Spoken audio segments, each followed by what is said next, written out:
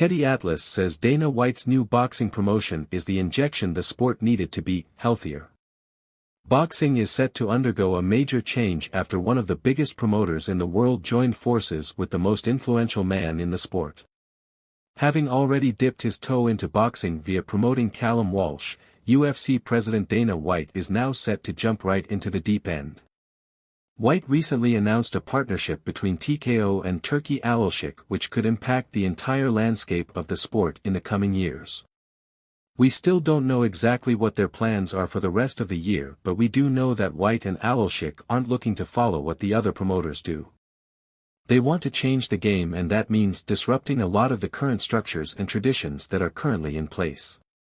On a recent episode of his podcast, The Fight, boxing commentator and analyst Teddy Atlas gave his reaction to the formation of what is currently being referred to as TKO boxing.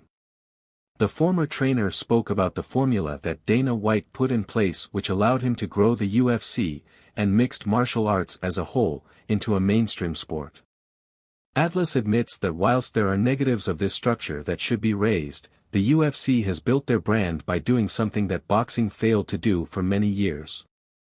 Putting the best against the best on a consistent basis is what fight fans have come to expect from the UFC, and that's the same reputation that Turki Alashik has gained in boxing.